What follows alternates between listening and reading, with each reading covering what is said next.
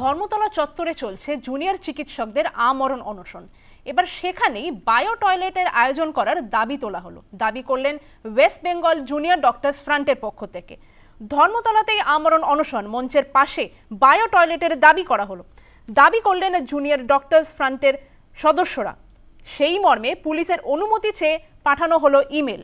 আমরণ অনশনকারী মহিলা ও পুরুষ জুনিয়র ডাক্তারদের প্রয়োজনের কথা ভেবে প্রয়োজনের স্বার্থে ধর্মতলার অবস্থান মঞ্চের পাশে দুটি বায়ো টয়লেট ইনস্টল করার জন্য কলকাতা পুলিশের কাছে অনুমতি চাওয়া হলো এবং সেই মর্মেই কলকাতা পুলিশকে চিঠি পাঠানো হলো, ইমেল পাঠানো হলো। ইমেল পাঠালেন ওয়েস্ট বেঙ্গল জুনিয়র ডক্টরস ফ্রন্টের সদস্যরা। একই সঙ্গে জানিয়ে রাখবো, পার হয়ে গিয়েছে ডেডলাইন, পার হয়ে গেছে সময়সীমা। ধর্মতলা চত্বরেই আমরণ অনশনে বসছেন জুনিয়র চিকিৎসকরা।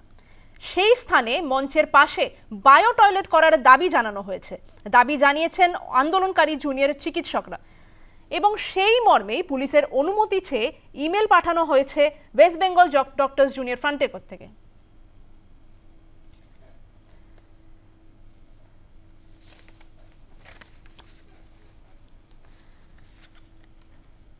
এর মধ্যে জানিয়ে রাখবো, জুনিয়র চিকিৎসকদের দাবিতে সাড়া দিল না প্রশাসন। এরপরেই অনশনে বসার সিদ্ধান্ত নিয়ে এমনই ঘোষণা করেছিলেন জুনিয়র চিকিৎসকরা। আমরা জানি গত শুক্রবার রাজ্য সরকারকে একটি ডেডলাইন বেঁধে দেওয়া হয়, 24 ঘন্টার সময়সীমা বেঁধে দেওয়া হয় জুনিয়র ডক্টরসদের তরফ থেকে। এরপরে যখন রাজ্য সরকারের পক্ষ থেকে বা প্রশাসনের পক্ষ থেকে সাড়া মিলল না, তারপরেই আমরণ অনশনের সিদ্ধান্ত ঘোষণা করেন আন্দোলনকারী চিকিৎসকরা। ইতিমধ্যেই আমরা জানি 6 জন জুনিয়র চিকিৎসকরা অনশনে বসছেন। দিনভর উত্তেজনা চলে সেদিন ধর্মতলা চত্বরে। এরপরেই এবার ধর্মতলা চত্বরে যেখানে আমরণ অনশনে বসেছেন আন্দোলনকারী চিকিৎসকরা, সেখানে বায়ো টয়লেটের দাবি করা হয়। মঞ্চের পাশেই বায়ো টয়লেটের জন্য আবেদন করা হয় এবং সেই দাবি করা হয় জুনিয়র ডক্টরস ফ্রন্টের পক্ষ থেকে। ওয়েস্ট বেঙ্গল জুনিয়র ডক্টরস ফ্রন্টের পক্ষ থেকে পুলিশকে অনুমতি চেয়ে, পুলিশের কাছ থেকে অনুমতি চেয়ে পাঠানো হয় ইমেল। ধর্মস্থলের ধর্ণা মঞ্চে চলছে চিকিৎসকদের আমরণ অনশন, আর সেখানে এবার বায়ো টয়লেটের দাবি তোলা হয়। আমাদের সঙ্গে ফোনে রয়েছেন প্রতিনিধি মৌমিতা মিত্র। মৌমিতা, কি জানা যাচ্ছে? জানিয়েছেন যে ধর্মতলার গরিনা ক্রসিং এ যে অনশন মঞ্চ তারা করেছেন, সেখানে 6 জন জুনিয়র চিকিৎসক তারা অনশন শুরু করেছেন গতকাল রাত 8:30টা থেকে এবং সেই 6 জন অনশনকারীদের মধ্যে 3 জন মহিলা রয়েছেন এবং দেখা যাচ্ছে যে কলকাতা পুলিশকে তারা একটি ইমেল করেছেন, যেখানে তাদের মূলত বক্তব্য যে যেহেতু অনশনকারীদের মধ্যে বহু 3 জন মহিলা জুনিয়র চিকিৎসক রয়েছেন,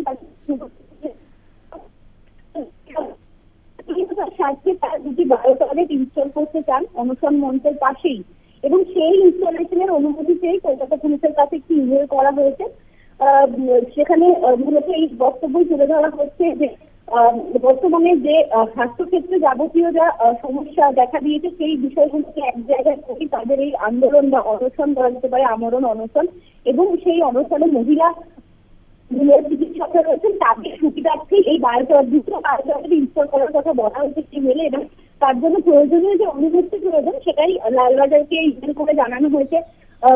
এই চিকিৎসকরা তারা সেই ইমেল করেছেন। গতকাল আমরা দেখেছিলাম যে এই অনশন চালানোর জন্য অনুমতি